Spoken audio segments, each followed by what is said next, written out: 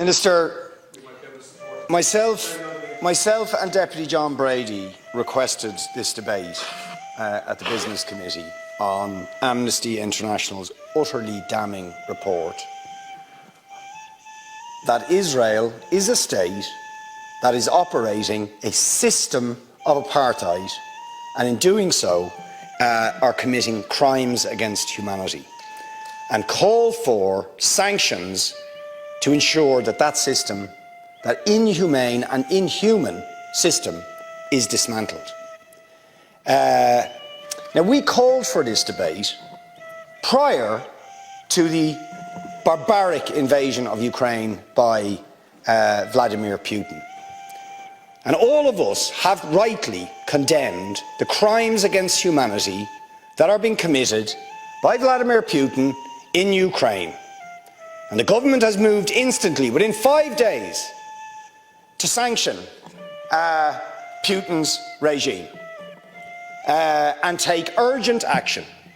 And the strength of language that was used, rightly, against Putin as a barbarian, as a thug, as a murderer, as a warmonger, all of which are true, all of those things apply to the State of Israel in its treatment of the Palestinians, and yes, the government is concerned about its use of language and doesn't feel it is appropriate to even use the word apartheid when Amnesty International, the most respected human rights organisation in the world, and Human Rights Watch, within a very short period of time, issue these damning reports, saying that Israel, since its foundation, has been built on a system of oppression and domination and apartheid and racism, involving the murder of unarmed, innocent civilians on a regular basis,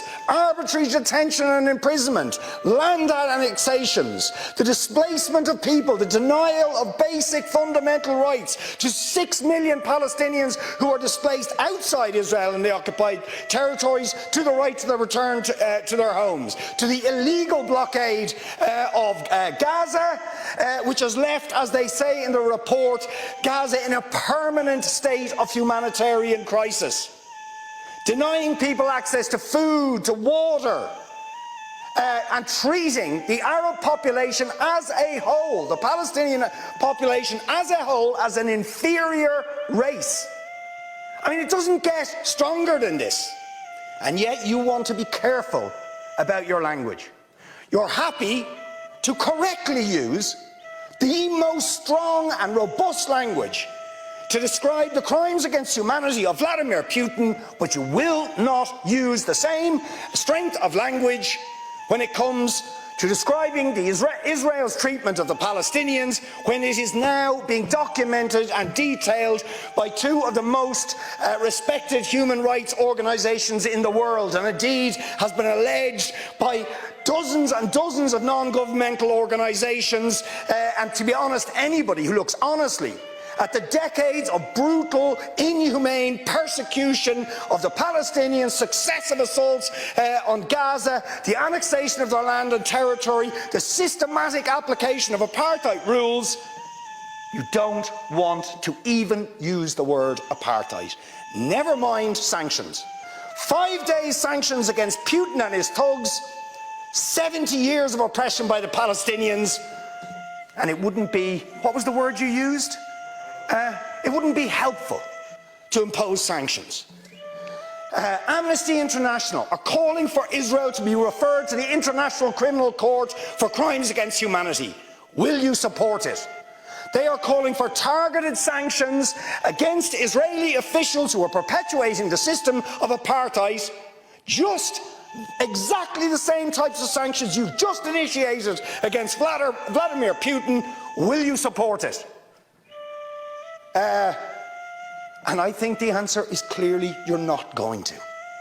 And then we ask the question, why? Why? Now, you see, if you're going to have moral standards, those standards have to be consistent. Otherwise, they are not standards at all. They are just cynicism. And of course, we all know the reason that the standards are not consistent is because to call out the apartheid state of Israel would be to run foul of the concerns of certain states that are now presenting themselves as defenders of democracy and so on, such as the United States, the UK, Germany and other powers, whose relationship with Israel, supporting it and backing it, means that the European Union's moral credentials are bankrupted.